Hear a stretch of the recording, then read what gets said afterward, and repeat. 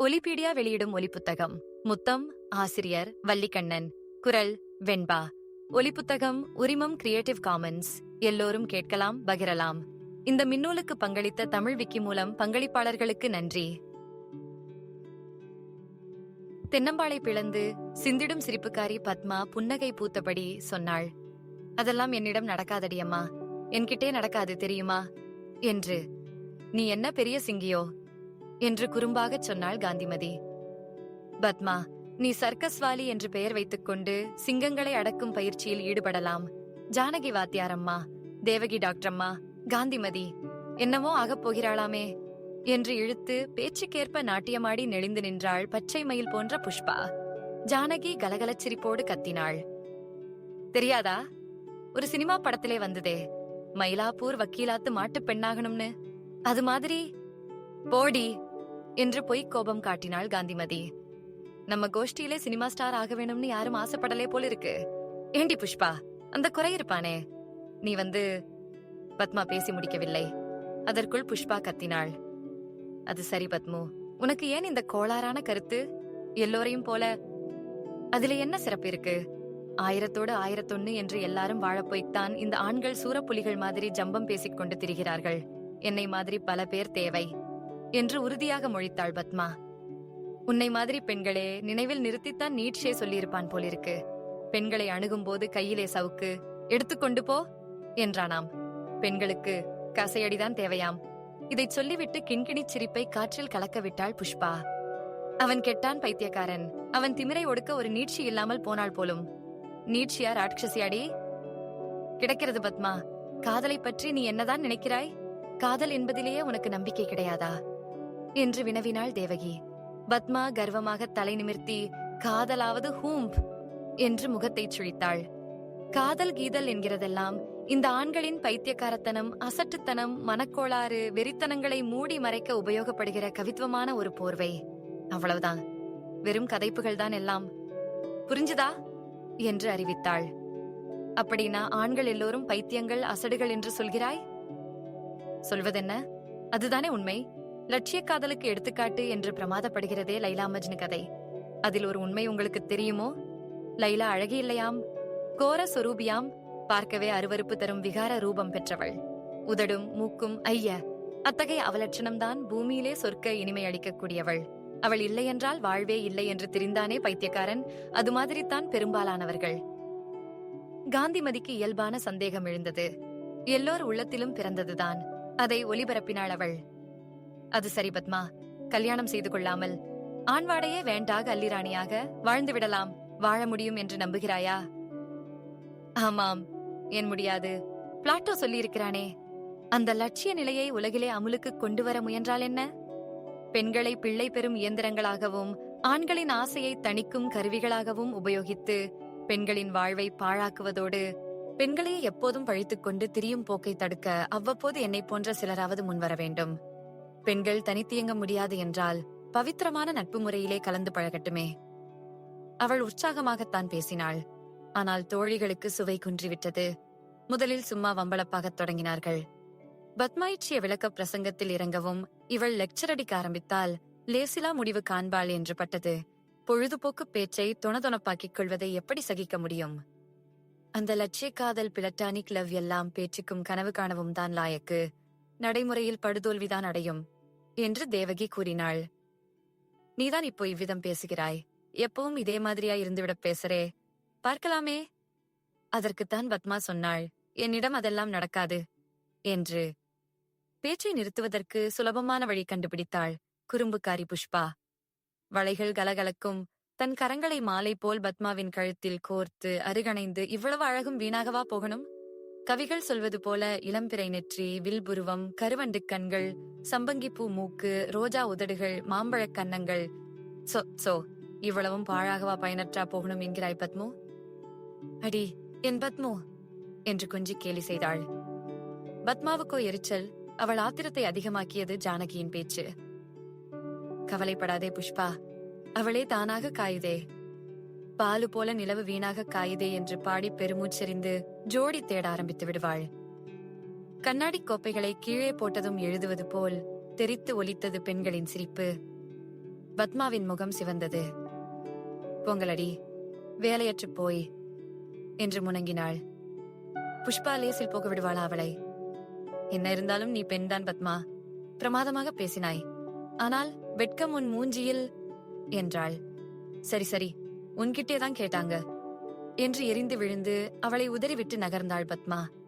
தோழிகளின் உல்லாசச் சிரிப்பு அருவி நீர் போல் துள்ளி குதித்து கலகலத்தது. தோழிகளோடு உல்லாசமாக பேசிக் கொண்டிருந்த போது உணர்ச்சி பரவசத்திலேதான் வார்த்தைகளை கொட்டிவிட்டாள் பத்மா. என்றாலும் காற்றிலடி பட்டு வரும் வித்து தானாக நிலத்தில் எங்கேனும் விழுந்ததும் மூளை விட்டு செடியாகி பெரிதாக வளர்ந்து விடுவது போல உள்ளத்தில் முளைத்த எண்ணம் வலுவுற்று வளர்ந்து கொண்டிருந்தது. ஆமாம், ஏன் அப்படி இருக்கக்கூடாது? கல்யாணமே செய்து கொள்ளாமல் ஆண்களோடு உறவு கொள்ளாமலே வாழ முடியாதா என்ன? எனக்கு அது சுத்தமா பிடிக்கவே இல்லை. கல்யாணம், குடும்பம், பிள்ளை பெறுவது, ஒரு பிள்ளை, பிறகு ஒரு பிள்ளை, பிறகு திரும்ப மீண்டும் பிள்ளை, பிள்ளை, பிள்ளையோ பிள்ளை. இதற்குத்தானா பெண் ஜென்மம்? அப்படியென்றால் கல்லூரி படிப்பு எதற்கு?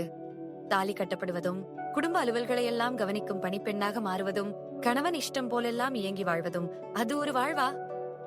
அர்த்தமற்ற பொம்மலாட்டம், வாழையடி வாழையாக அப்படித்தான் வாழ்ந்து வருகிறார்கள். அதுதான் தர்மம் என்று சொன்னால் அவர்களுக்கு வாழத் தெரியவில்லை என்றுதான் அர்த்தம். அமெரிக்காவிலும் ரஷ்யாவிலும் பெண்கள் இப்படியா வாழ்கிறார்கள்?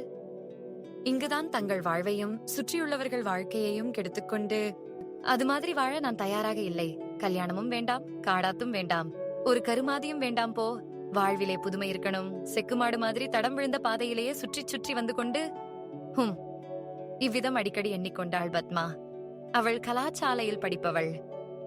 ஒரு மாதிரி என்பது அவளை பற்றி மற்றவர்கள் சொல்லும் குண எடை. அதாவது ஸ்க்ரூ கொஞ்சம் லூஸ். என்ன புஸ்தகம் கிடைச்சாலும் உயிரை கொடுத்து படிக்க தொடங்கி விடுவாள். சதா கற்பனையும் கனவும் தான். தெருவிலும் கல்லூரியிலும் நம் நடுவிலும் அவள் நடமாடினாலும் அவள் உள்ளம் சதா வேறு எங்கோதான் பறந்து கொண்டிருக்கும். கவைக்குதவாத கனவும் வாழ்வுக்கு ஒத்துவராத கற்பனையும் அவளுக்கு நிலாச்சோறு மாதிரி. அத்தகைய விஷயங்களை வைத்துக்கொண்டு பேச ஆரம்பித்தாளோ அவ்வளவுதான். பன்னா பன்னா என்று பஞ்சு வெற்றது, கொட்டை நூற்கிறது என்று சொல்வார்களே, சிலர் பேச்சை பற்றி அந்த ரகம்தான். விரிவாக ஆராயப் போனால் இவ்வித விளக்குரை கிடைக்கும் அவளது தோழிகளிடமிருந்து. மற்றவர்கள் தன்னை பற்றி என்ன சொல்வார்கள் என்கிற கவலையே பத்மாவுக்கு கிடையாது.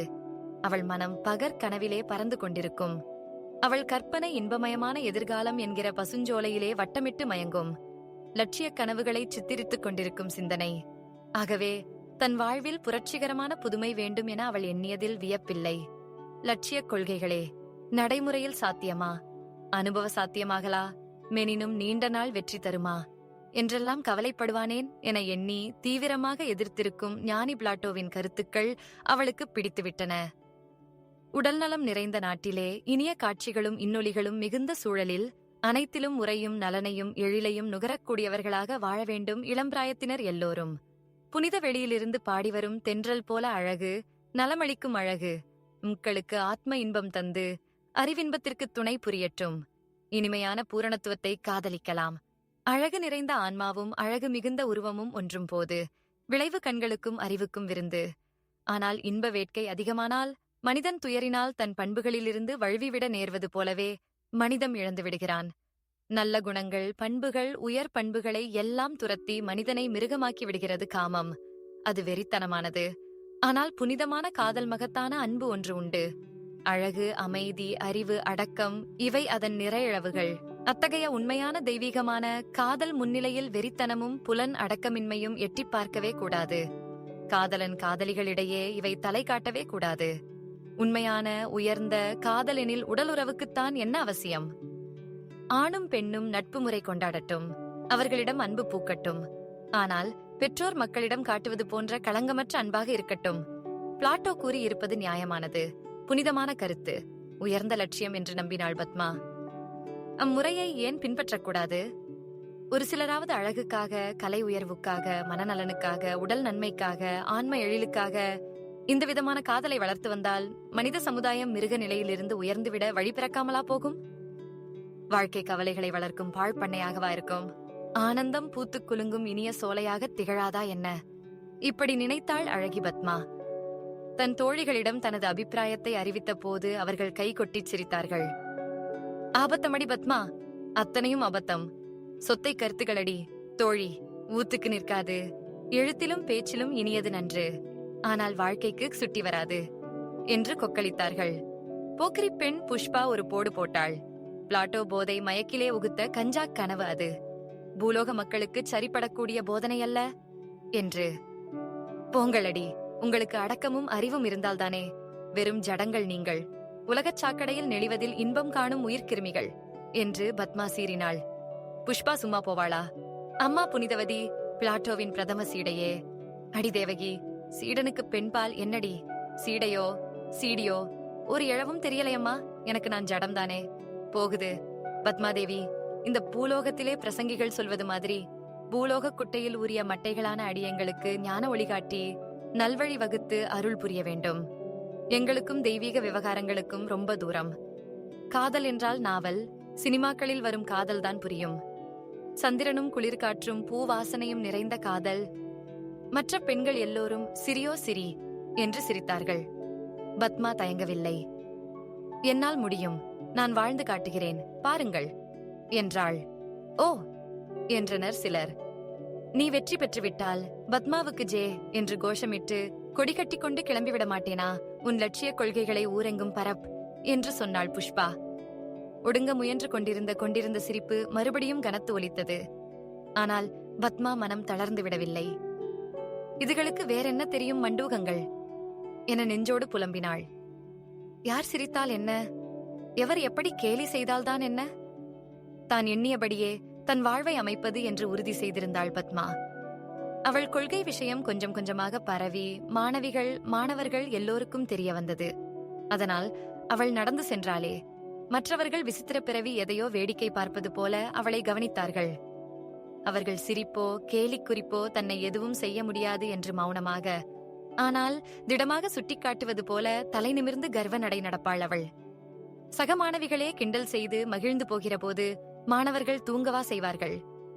பிளட்டானிக் லவ்வி, பிளட்டானிக் காதல்காரி, போரா பாரு, அமரலோக அற்புத அபாரக் காதல்டா தம்பி. எல்லாரும் தெய்வீக காதல் வளர்த்து பத்மா புகழ் பாடுவோமாக என்றெல்லாம் கோட்டா செய்து கும்மாளமிடுவர். வழக்கமான காதல் என்றால்தான் இப்படி பேசணும் பழகணும் என்று புத்தகங்கள் சினிமாக்கள் எல்லாம் கற்றுக் கொடுக்கின்றன. உன்னதமான புனித காதல் பயில இதுவரை யாரும் சொல்லிக் கொடுத்ததாக தெரியவில்லையே. பத்மாதேவி அதற்கு உரிய டியூஷன் கற்றுக் கொடுக்கலாம். நேரடி உபதேசத்துக்காக உடனே டியூட்டோரில் காலேஜ் தொடங்கலாம் என்று சிபாரிசு செய்தார்கள் சிலர். ஷெல்லி பாட்டையே திருத்திவிட வேண்டியதுதான். வானம் கடலை முத்தமிடுகிறதாம், ஒளி பெரு வெளியை முத்துகிறதாம். அது இதை முத்திமிடுது, இது அதை முத்தமிடுது, எது எதையெல்லாமோ முத்தமிடுது. நான் ஏனடி உன்னை முத்தமிடக்கூடாது?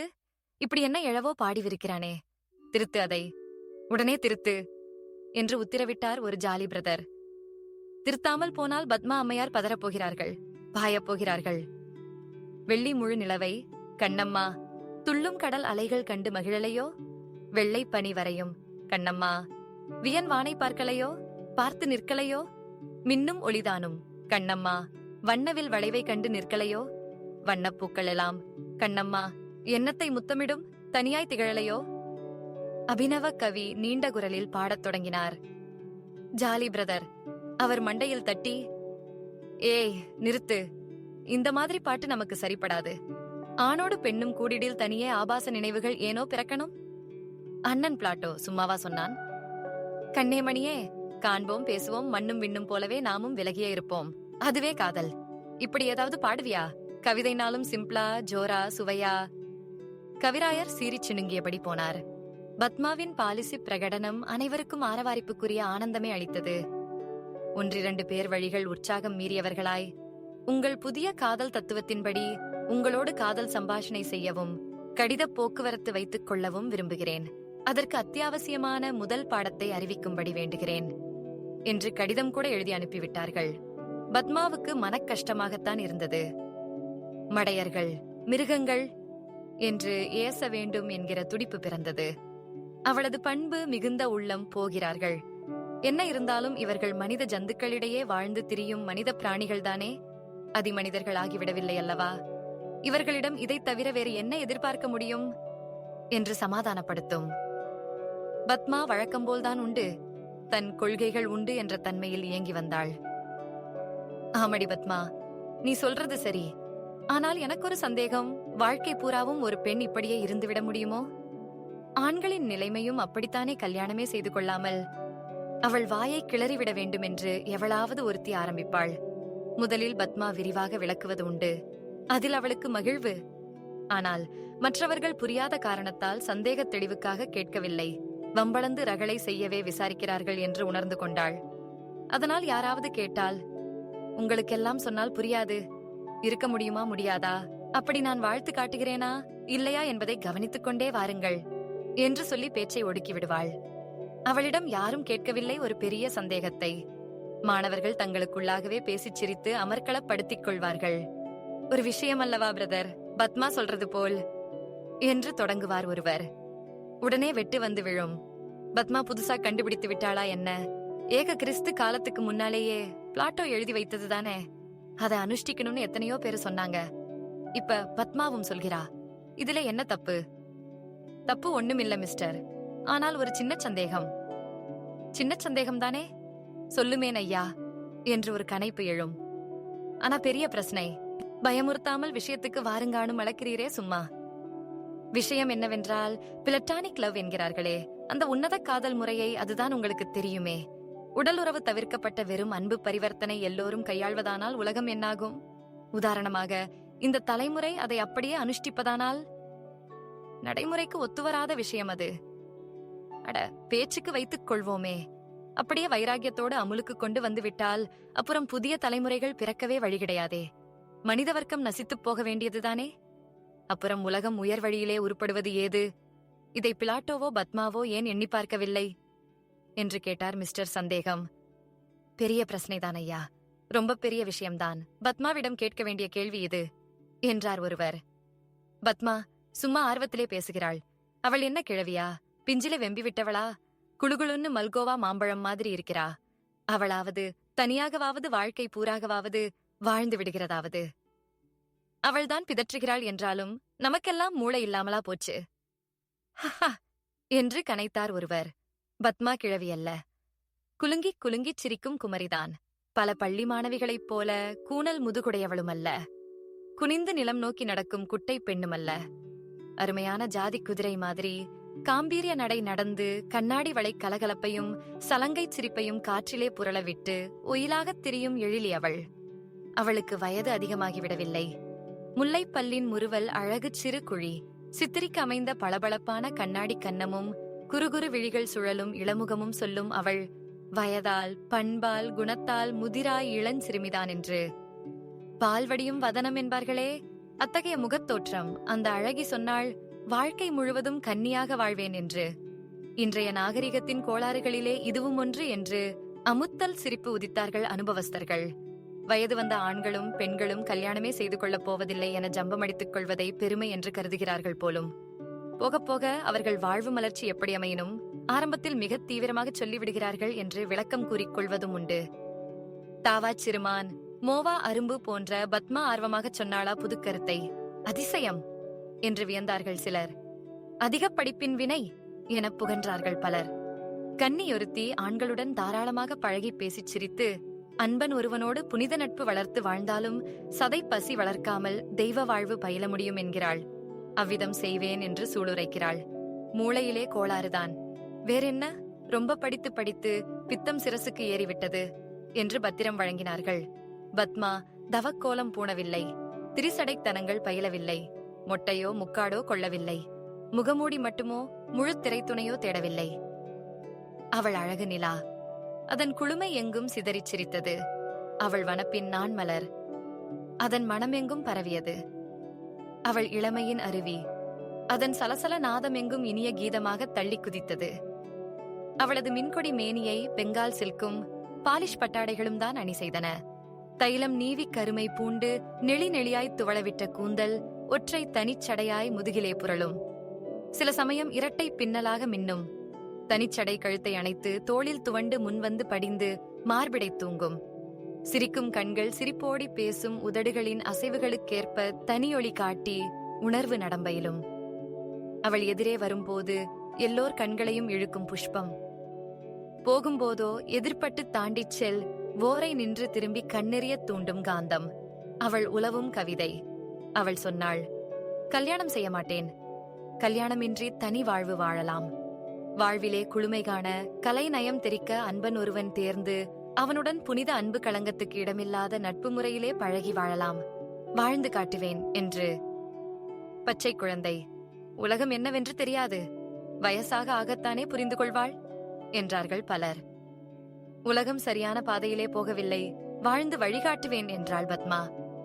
என்னவோ பார்க்கலாமே, அவள் எங்கே போக போறா, நாம் தான் எங்கே போய்விட போறோம் என்று நினைத்தார்கள் அவளுடன் பழகியவர்கள். தான் பலரது கவனத்துக்கும் இலக்காகிவிட்ட முக்கிய புள்ளி என்ற நினைவு பத்மாவுக்கு மகிழ்வையும் கர்வத்தையும் கொடுத்தது. இந்த பேச்சுக்கே இவ்விதம் என்றால் தனிமுறையிலே வாழ்ந்து காட்டிவிட்டாலோ?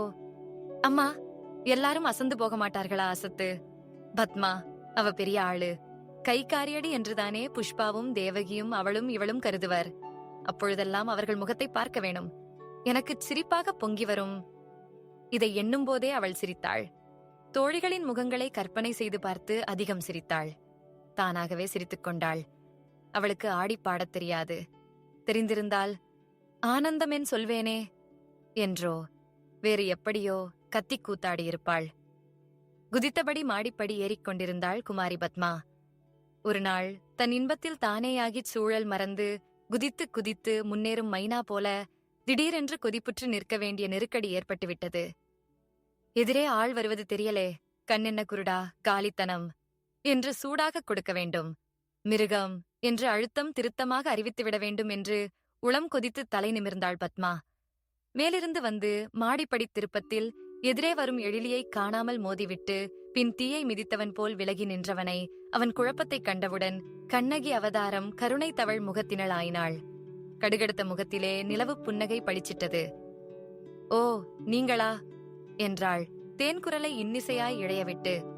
குழப்பம் அதிக கலவரமாக என்ன செய்வது, என்ன சொல்வது, அவள் என்னவாவது எண்ணிக்கொள்வாளே என்று திகைத்து, மன்னிக்கணும், வருத்தம், நான் வந்து என்று சரியான சொற்களுக்காக திணறித் தடுமாறினான்.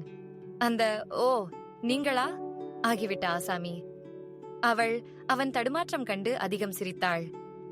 பரவாயில்லை மிஸ்டர் ரகுராமன், தப்பு என் மீதும் தான். மாடிப்படி ஏறும்போதும் நானும் பார்த்து நடந்திருக்க வேண்டுமல்லவா? போகிறது என்றாள். விலகி ஒன்றிரு படிகள் மேலேறியதும் பத்மா நின்று திரும்பி நோக்கினாள். அந்த மிஸ்டர் ரகுராமனோ தரையை பார்த்தபடி 6-7 படிகள் கீழிறங்கிவிட்டான். மிஸ்டர் ரகுராமன் என்றாள் அவள். அவன் மற்றுமொரு படி கீழிறங்கினான். அவள் கைவளை கலகலப்பு அவன் கவனத்தை இழுக்கும் அலாரமாக ஒலிக்க வேண்டியிருந்தது. அவன் மேலே விட்டெறிந்தான் பார்வையை. என்ன, கூப்பிட்டீர்களா என்று கேட்டான் அவனையே கவனித்து நின்ற பத்மாவிடம். அவள் கலங்கமிலா முழுநகை உதிர்த்துச் சொன்னாள். இன்று உங்களுக்கு ஆழ்ந்த யோசனை போலிருக்கு. கலைநயம் மிகுந்த கற்பனையிலே கரை காண முடியாமல் நீந்தத் தொடங்கிவிட்டீர்களோ? ஹிஹி, அதெல்லாம் ஒண்ணுமில்லே என்று தலையைச் சொரிந்தான் ரகுராமன். அன்றைய விவாதத்திற்கு பிறகு உங்களை பார்க்கவே முடியவில்லை. சந்தித்து பேச வேண்டும் என்று நினைத்தேன். உங்களை எங்கே பார்க்கலாம்? அவள் விசாரணை எதிர்பாராத விபத்து அவனுக்கு மறுபடியும் குழப்பம். என்னையா? நான் வந்து ஹோட்டலிலே. அப்போ நீங்கள் எங்க வீட்டுக்கு வாருங்களேன் ஒரு நாள். அன்றைய விவாதத்தில் உங்கள் பேச்சு எனக்கு ரொம்ப பிடித்திருந்தது. அதை பற்றி உங்களிடம் அதிகம் பேச வேண்டும். அவசியம் வாருங்கள். வருவீர்களா? கட்டாயம் வரணும். அவள் நடப்பதும் நிற்பதும் பேசுவதும் எல்லாமே கலை. அவளே அற்புத கலை. அவள் ஒயிலாக நின்று அழகாக தலையசைத்து குழைவாக பேசும்போது சொல்லவா வேண்டும்? ஆனால் அப்பாவி ரகுராமனுக்கு அவள் அழகை அள்ளி பருக தைரியம் கிடையாது.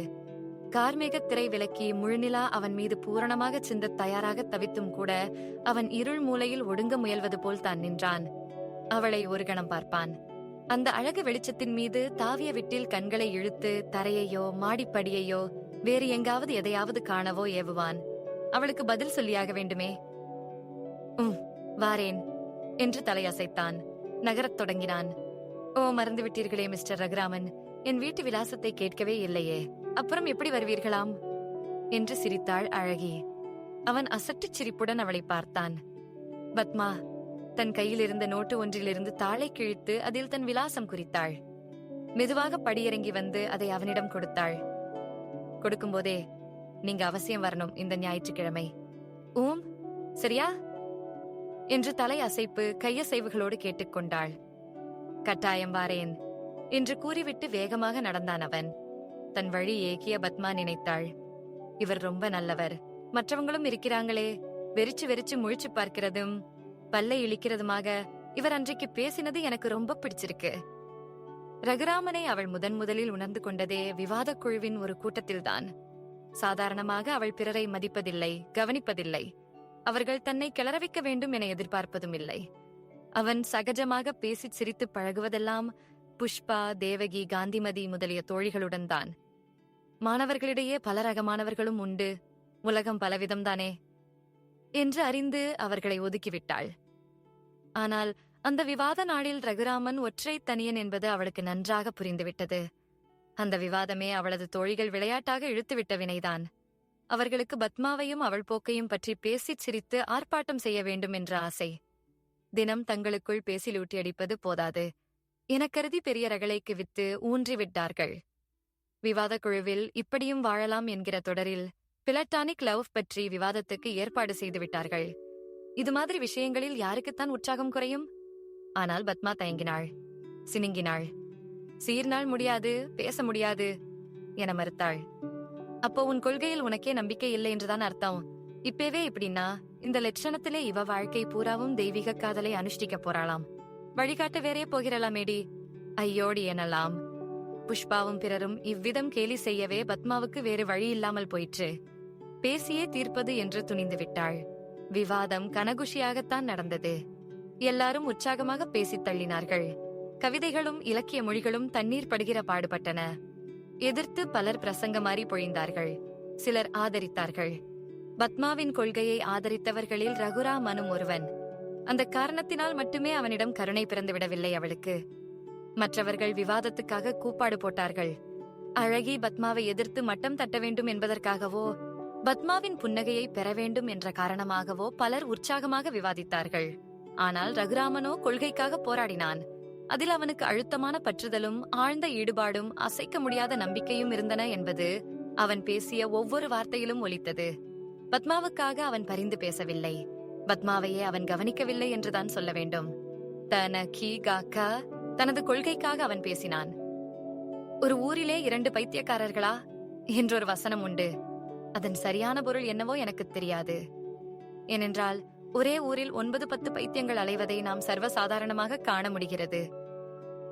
என்றாலும் இங்கே இப்போது நான் ஒரு ஊரில் இல்லை, ஒரே இடத்தில் 2 பைத்தியக்காரர்களா என்று வியக்கத்தான் வேண்டியிருக்கிறது.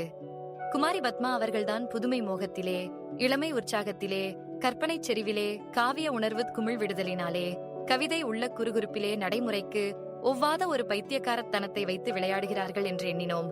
சகோதரிக்கு அது வெறும் பொம்மை விளையாட்டு. சிறு பெண் சிற்றில் கட்டி விளையாடுவதைப் போல உணர்வும் உள்ளமும் உற்ற பருவமெய்தினால் தோழி பத்மா அவர்கள் இப்பேச்சை காற்றிலே பறக்கவிட்டு நலங்கும் லாலியும் பாடத் துணிவார்கள்.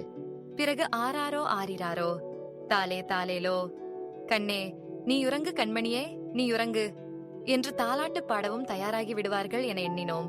ஆனால் நம்ம ரகுராமன், இதுவரை மெளனச்சாமியாக இருந்த நம்ம தோழர் ரகுராமன் இப்படி நாடக உத்தி காட்டி இந்த இடத்திலே துப்பாக்கிச் சிரிப்பொன்றை வெடிக்க விட்டார். பத்மாவை எதிர்த்து பேச வந்த ஜாலி பிரதர், அவ்வளவுதான். அவருக்கு பிரமாதமான வெற்றி. 1000 அப்பளங்களை அடித்து நொறுக்கி ஆரவாரிப்பது போல கைகள் சடசடத்து கொட்டின. மேஜைகள் மத்தளங்களாயின. பத்மா ப்ரூட்ஸ் மிருகங்கள் என்று முனங்கி வெளியேறினாள். எனினும் அவள் உள்ளத்திலே ரகுராமன் இனிய நிழலாய் நின்றான். அவனைக் கண்டு பேச வேண்டும் என எண்ணினாள். அவர் ரொம்ப நல்லவர். 1000ல் ஒரு மனிதர் இவ்வளவு அமைதியாக, அடக்கமாக, அழகாக விளக்கி பேசினார் என்று வியந்தாள். அவனிடம் அவளுக்கு அனுதாபம் ஏற்பட்டது. நட்புக்கு ஏற்றவர் என்ற எண்ணமும் ஒரு பிரியமும் எழுந்தன. அவனை சந்திக்க வேண்டும், சந்தித்தாகணும் என்று எண்ணி வந்தாள். அவளுக்கு சந்தர்ப்பம் துணை புரிந்தது. அதனால் மாடிப்படி ஏறிக்கொண்டிருந்த பத்மாவின் உள்ளம் மீண்டும் சொன்னது, அவர் ரொம்ப நல்லவர் என்று. அவளுக்கு இருந்த உற்சாக உணர்வு இன்னும் அதிகமாக பொங்கி பிரவகிக்கவே அவள் டிராலலால லல்லலா லல்லலா லல்லலல்லலல்லா என்று இசைத்தபடி குஷியாக நடந்தாள். ஞாயிற்றுக்கிழமை. தனக்கு அன்று காரணமற்ற, தேவையற்ற பரபரப்பு இருப்பதாக பத்மாவே உணர்ந்தாள். அடிக்கடி ரகுராமன் வந்து விட்டாரா, இன்னும் வரவில்லையே, ஏன் என்று வீட்டுக்கும் வாசலுக்குமாக அலைந்தாள். வருவாரா, வராமலே இருந்து விடுவாரோ என்று சந்தேகம் வேறு. அன்று காலையில் எழும் பொழுதே, இன்று ஞாயிற்றுக்கிழமை ரகுராமன் வருவதாகச் சொல்லியிருக்கிறார் என்று நினைவு புரண்டு கொடுத்தது. அலுவல்களையெல்லாம் முடித்துக்கொண்டு அதிக சிரத்தையோடு அழகு செய்து முடித்தாள். என்றுமில்லாதபடி அதிக நேரம் செலவு செய்து கருத்தாக அலங்காரம் செய்திருப்பது பிறகுதான் அவளுக்கு மனதில் பட்டது. எனக்கு இன்றைக்கு என்ன இது? ஏன் இத்தனை உற்சாகமும் படபடப்பும்? ரகுராமன் வந்தால் வரட்டுமே என்று எண்ணினாள். எனினும் அமைதியாக இருக்க இயலவில்லை. தெருவில் காலடி ஓசை கேட்டால் அவன் தானா என்று பார்க்க விரைவாள். ஏமாற்றம்தான் காத்திருக்கும். அவளை பலமுறை ஏமாற்றத்துக்கு உள்ளாக்கிய பிறகு ரகுராமன் வந்து சேர்ந்தான். அவளது ஆனந்தத்துக்கு அளவில்லை. அவள் உளமகிழ்வு முகத்தில் நன்கு பூத்து மிளிர்ந்தது. வாருங்கள், நீங்கள் எங்கே வராமலே இருந்துவிடப் போகிறீர்களோ என்று பயந்தேன் என அன்பாகச் சொன்னாள். உள்ளே வாருங்கள், இப்படி வந்து உட்காருங்கள். ரகுராமன் கண்கள் வீட்டை ஆராய்ந்தன. பெரிய வீடு, வசதிகள் நிறைந்ததுதான். செல்வத்தின் பொன் வெயில் சுவருக்குச் சுவர், மூலைக்கு மூலை பிரகாசமாக பட்டுத் தெரித்து வீட்டையே சிறப்பாக்கிக் கொண்டிருந்தது. கலையழகும் ரசனைத் திறமும் அணி செய்தன. ஆனால் அப்போது அங்கு அவளைத் தவிர வேறு யாரும் இருந்ததாகத் தெரியவில்லை. அவன் கவனிப்பதை களிப்புடன் பின்பற்றி கவனித்து வந்த பத்மா முந்திக் கொண்டாள். என்ன யோசிக்கிறீர்கள்? இங்கே வேறு யாரையுமே காணவில்லை என்றா? ஒருத்தரும் இல்லைதான். தாத்தா தான் உண்டு. எங்க அப்பா அம்மா இல்லை. அவங்க எல்லாரும் போய் ரொம்ப நாளாச்சு. தாத்தா தான் என்னை வளர்த்தது. அவர் கிராமத்துக்கு போயிருக்கிறார். நிலங்களை கவனித்து வருவதற்கு 1 வாரமாவது ஆகும் என்று விளக்கமாக கூறினாள். வாங்க, இந்த அறையில் வந்து உட்காருங்கள் என அழைத்துச் சென்றாள். அந்த அறை அற்புதமாக இருந்தது. பத்மா படிப்பதற்கு உபயோகிக்கும் அறை. புத்தக அலமாரிகள், மேஜை நாற்காலிகள், புத்தகங்கள், சுவர்களில் அழகான படங்கள், மனதுக்கு இனிமை தரும் சூழ்நிலை. ரகுராமன் ரசித்தபடி உட்கார்ந்தான். இந்தாங்க, சாப்பிடுங்கள் என்று பழங்கள் பலவற்றை அவன் முன்வைத்தாள். அவன் எதிர்பாராத உபசரிப்பு இவையெல்லாம். அதனால் அவனுக்கு தயக்கம், சங்கோஜம். இதெல்லாம் என்னத்துக்கு வீணாகென்று இழுத்தான். அவள் சிரித்தாள். வீணா இது? சாப்பிடுவது வீணா என்ன? காஃபி இதோ இருக்கு என்று வெள்ளி டம்ளரில் காப்பியூற்றி மேஜை மேல் அவன் முன் வைத்தாள். கவர்ச்சியான வளைகள் அணிந்த அழகு கரம் அன்பாக பணியாற்றிய போதே அவன் பார்வையை வசியம் செய்தது. அழகு ரசிகனான அவனுக்கு மகிழ்வளித்தது. அவன் கண்கள் அவள் கையிலிருந்து அவள் முகத்துக்கு தாவின. மகிழ்வு விளையாடிக் கொண்டிருந்த எழில் முகம். அழகான கண்கள் பத்மா, நல்ல அழகி, ரொம்ப அழகு. ரகுராமன் திடுக்கிட்டான். தன் மனம் தருதலைத்தனம் செய்வதாக தோன்றியது. கண்டித்து பார்வையை தாழ்த்தினான். எனினும் அடிக்கடி பார்வை ஓடிக்கொண்டிருந்தது. எதிரே இருந்த அழகுச் சோலை மீது சில சமயம் அவள் பார்வை வெட்டிவிடும் அவன் நோக்கை. அவன் காப்பியை ரசித்துச் சாப்பிட்டான். காப்பி எப்படி இருக்கு என்று விசாரித்தாள் பத்மா. ரொம்ப ஜோர், அருமை என்றான் திருப்தியோடு.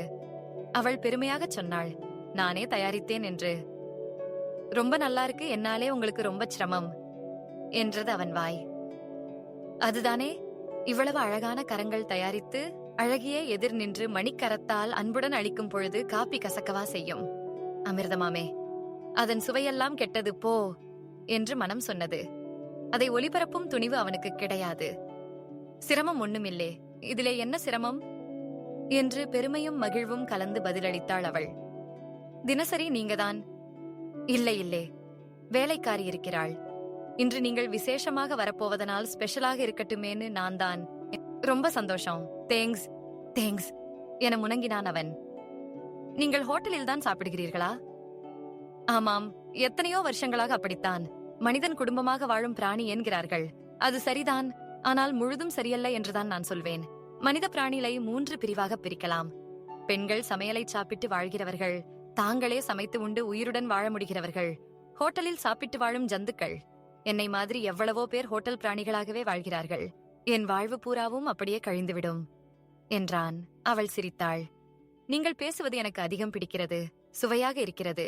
அன்று நீங்கள் விஷயங்களை விளக்கியதும் திறமையாக பதிலளித்து விவாதம் புரிந்ததும் சிறப்பாக இருந்தன என்று பாராட்டினாள். நான் என்ன பெரும் பேச்சுப் புலிகள் கொம்பர்கள் அருகிலே நான் வெறும் பூனை போல்தான் என்று சொல்லிச் சிரித்தான் அவன். அவளது கலகலச் சிரிப்பும் இணைந்தது. இப்படி மனோகரமாக ஆரம்பித்த சம்பாஷணை ரம்யமாக வளர்ந்து கொண்டே போயிற்று. முதல் சந்திப்பே அவனையும் அவளையும் நெடுநாட்களாக பழகிப் பேசி மகிழும் நண்பர்கள் போலாக்கிவிட்டது. அவனை பற்றி தெரிந்து கொள்ள வேண்டியவைகளை எல்லாம் அவள் அறிய முடிந்தது. தன்னை பற்றியும் விரிவாக தெரிவித்தாள். தான் தாய் தந்தையரற்று தனியாக வளர நேர்ந்ததால் தாத்தா அவளது விருப்பு வெறுப்புகளுக்கு, வினோதமான ஆசைகள், புதுமையான போக்குகள் எதற்குமே வேலி கட்டியது கிடையாது, தடை விதித்தது கிடையாது. பத்மா தங்கமான பெண், அவள் தவறுகள் எதுவுமே செய்ய மாட்டாள் என்ற நம்பிக்கை அவருக்கு உண்டுமாம். அவளும் அவர் நம்பிக்கை குலையும்படி எதுவும் செய்ததில்லை. வாழ்க்கை அமைப்பிலே அவள் கொண்டுள்ள கருத்துக்கள் அவருக்கு சிரிப்பையே கொடுத்து வந்தனவாம். உனக்கு என்ன வயசாகிவிட்டது பத்மா? அனைத்தையும் கரை கண்டவள் மாதிரி பேசுகிறாய். அனுபவம் மிகுந்த கிழவி போல பேசுதியே, அதனால் என்ன? போக போக எல்லாம் சரியாயிடும், நீயும் எல்லாரையும் போல மாறி போவாய் என்று சொல்லிச் சிரிப்பாராம். நானும் சிரித்துக்கொண்டே, அதைத்தான் பார்க்கலாமே என்று சொல்வது வழக்கம் என்றாள். நான் ஒரு மாதிரியான ஆசாமி. எனக்கு யாரையும் எதையுமே பிடிக்கவில்லை. இந்த உலகம், மனித வர்க்கம், இதில் உள்ள சீரழிவுகள், சிதைவுகள் எல்லாவற்றையும் காணக்காண வெறுப்பும் வேதனையும் தான் வளர்கின்றன. என் உள்ளம் லட்சிய நினைவுகளிலும் ஆசைகளிலும் கனவுகளிலும் தான் வட்டமிட்டுச் சுழல்கின்றன. அதனால என்னாச்சு? நானும் எனது போக்கும் விசித்திரமானதாக, வாழத் தெரியாத பண்பாக மற்றவர்களுக்கு தோன்றுவதில் வியப்பே கிடையாது. இதற்கு என்ன காரணம் இருக்க முடியும்? ஆதி முதலே என்னை நானே தனியனாக்கி, தனிமை விரும்பி, தனிமையிலேயே என்னை உருவாக்கி கொண்டு வந்திருப்பதுதான். அவன் தன்னையே விமர்சித்து விளக்கியது அவளுக்கு அவனிடம் அதிகமான பிரியத்தையே விளைவித்தது. மற்றவர்களைப் போல உங்களைப் பற்றி நான் நினைக்கவில்லை என்றாள் பத்மா. அதுதான் தெரிகிறதே. நீங்கள் என்னை அழைத்து மதிப்பும் கிளறவமும் அளிப்பதிலிருந்து இது நான் எதிர்பாராதது.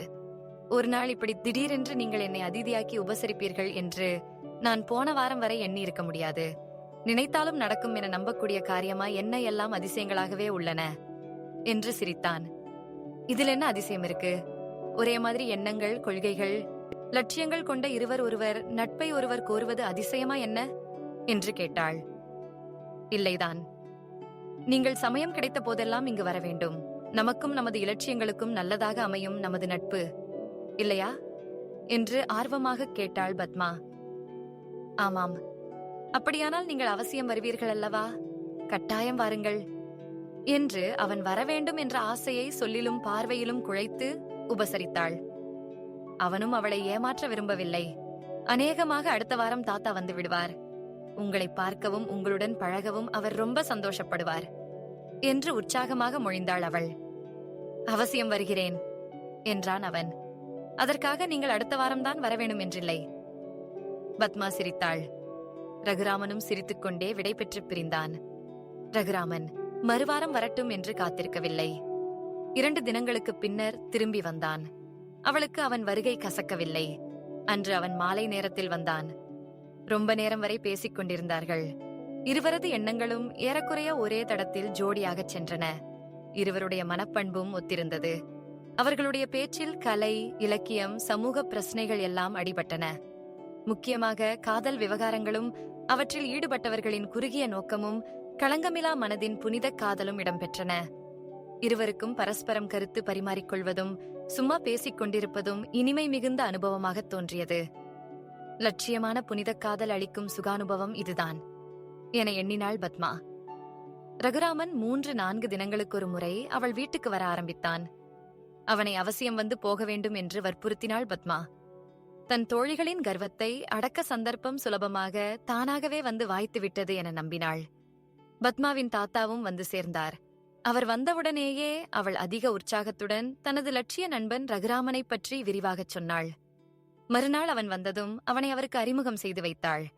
அவரும் அவனுடன் தாராளமாக பேசி ஆராய்ந்தார். மிகவும் நல்ல பையன் என்று பட்டது. கிழவர் சிரித்துக் கொண்டார். 2ம் சரியான அசடுகள், மெத்தப் படித்த அசடுகள். ஆனால் நல்லதுக்குத்தான் கூடியிருக்கின்றன. பத்மாவை பற்றி இனி கவலை இல்லை. அவள் தன் வாழ்வை கெடுத்துக் கொள்ள மாட்டாள். அவள் வாழ்க்கை அவள் செயலுக்கு மீறி பாழாகிவிடவும் செய்யாது என்று புரிந்தது அவருக்கு. பத்மா இன்னும் விழித்துக் கொள்ளவில்லை. அவனும் அப்படித்தான். இருவர் உணர்வையும் மூடியிருக்கிற லட்சிய அறிவு பணி சீக்கிரமே விலகிவிடும். அப்புறம் இருவருமே சரியான துணையாகி விடுவார்கள். இதை நினைக்கவும் நல்ல வேடிக்கைதான் இது. நாமும் ஒன்றும் தெரியாதவன் போல் பார்த்து கொண்டே இருக்கலாம் என்று தீர்மானித்தார். அத்துடன் விளையாட்டை துரித வினையாக்குவதற்காக, நீங்கள் தினம் சாயங்கால வேளைகளில் என்ன செய்கிறீர்கள்? உங்களுக்கும் பொழுது போக வேண்டும். பத்மாவும் தனியாகத்தான் இருக்கிறாள். உங்கள் பேச்சு எனக்கு நல்ல விருந்தாக இருக்கிறது. தினந்தோறும் சாயங்காலம் இங்கு வாருங்களேன் என்றார். பத்மாவுக்கு இந்த வேண்டுகோள் அதிக மகிழ்வு தந்தது. ரகுராமனுக்கும் பிடித்திருந்தது. கிழவர் தனிமையில் சிரித்தார்.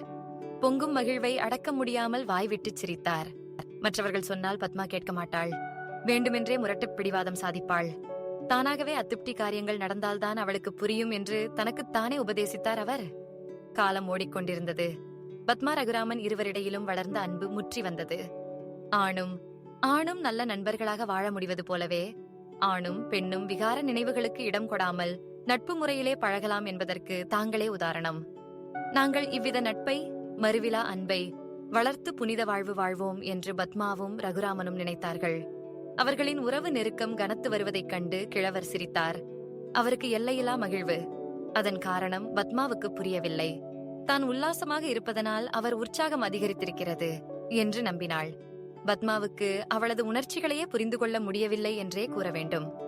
ரகுராமன் எப்போ வருவான் என்று ஆவலுடன் எதிர்பார்ப்பதை அவள் தடுக்க முடியவில்லை. அவன் தூரத்தில் வருகிறான் எனத் தெரிந்ததும் எழும் உணர்ச்சி கிளுகிழுப்பை ஒடுக்க இயலவில்லை. அவன் வரும் முன் கண்ணாடி முன் நின்று சிரத்தையோடு அழகு செய்வதை அவள் குறைக்கத் தயாராக இல்லை. அவன் வர நேரமாகிவிட்டால் ஏன் இன்னும் வரக் காணோம் என்று கவலைப்பட்டு அமைதியற்று திரிவதன் அர்த்தத்தை புரிந்து கொள்ளும் சக்தி அவளுக்கில்லை. ஒரு நாள் அவன் வராமல் போனால் அவளுக்கு ஏற்படும் ஏமாற்றமும் அதனால் பிறக்கும் சிடுசிடுப்பும் பிறரிடம் சீறி விழும் பண்பும் எதிர்குணங்கள் என அவளால் அறிய முடியவில்லை. ஒரு நாள் வராமல் மறுநாள் வந்து சேர்ந்தால் அவளுக்கு உண்டாகும் உணர்ச்சி புலகிதத்துக்கு, பேரானந்தத்துக்கு என்ன பொருள் என்று விளங்கிக் கொள்ளும் சக்தி இல்லை. பகலிலும் இரவிலும் கனவிலும் நனவிலும் தான் ரகுராமனின் நினைவாகவே மாறி வருவதன் பயணமென்ன என்பதும் அவளுக்கு தெரியாது. மொத்தத்தில் தான் அதிசய பிறவி அல்ல, அதீதமான குணங்கள் பெற்ற லட்சிய பெண் அல்ல, சாதாரணமான பெண்தான் என்பதை உணர்த்த எல்லா சம்பவங்களும் பயன்பட்டாலும் பத்மா அவற்றினால் உண்மையை உணரவில்லை. பத்மாவின் தாத்தா அவர்களை நன்றாக கவனித்து வந்தார். எல்லாரையும் பற்றுகிற வியாதி அவளையும் சரியாக பிடித்துக் கொண்டது என்பதில் அவருக்கு வெற்றி, மகிழ்ச்சி. வாழ்க்கை சாரமற்றது, வறண்ட பாலை அது என்று எண்ணி வாழ்ந்த ரகுராமனுக்கு வாழ்வு பசுமையானதாக முடியும். தென்றல் தவழும் சோலையாகவும் குளிர் பூம்புனல் சுனையாகவும் மாற முடியும் என நிரூபித்து வந்தது பத்மாவின் நட்பும் அவள் காட்டி வந்த அன்பும். முதலில் சாதாரண அறிமுகம் என நினைத்தான். பிறகு இனிய நட்பு என எண்ணினான். பின் ஒத்த மனமுடைய, உயர்ந்த நோக்குடைய இருவரின் ஆத்மீக அன்பு என்று நம்பினான். என்றாலும் காலப்போக்கிலே அறிவையும் ஆத்மீக நினைவையும் பின்னுக்கு நிறுத்தி உணர்வு வெற்றிகரமாக முன்னேறுகிறது என்பதை அவன் புரிந்து கொண்டான். அவளும் அவனும் எதிராக இருந்து பேசிச் சிரித்து மகிழும்போது ஆத்ம இன்பத்தை விட புலன்கள்தான் அதிக இன்பம் பெறுகின்றன. இன்னும் அதிகமான இன்பம் பெற வேண்டும் என்ற பசி வளர்கிறது என்பதை அவன் புரியத் தொடங்கினான். பத்மாவின் சுழலும் கண்கள், எடுப்பான நாசி, அழகு கன்னங்கள், அமுத ஊற்று போன்ற உதடுகள், அவள் சிரிப்பு, அவள் பேச்சு, அவள் கழுத்து, அவள் தேகத்தின் பெண்மையின் இளமையும் வளமும் மினுமினுப்பும் நிறைந்த அங்கங்கள் ஒவ்வொன்றும் அவனுக்கு கிரக்கம் ஏற்படுத்தின. அவனை பித்தேற்றிப்படாத பாடுபட வைத்தன. இவை உணர்வின் பிசகு என்பது அவனுக்கு நன்றாகத் தெரியும். எனினும் முற்றிவிட்டது, இனி ஒடுக்க முடியாது என உணர்ந்த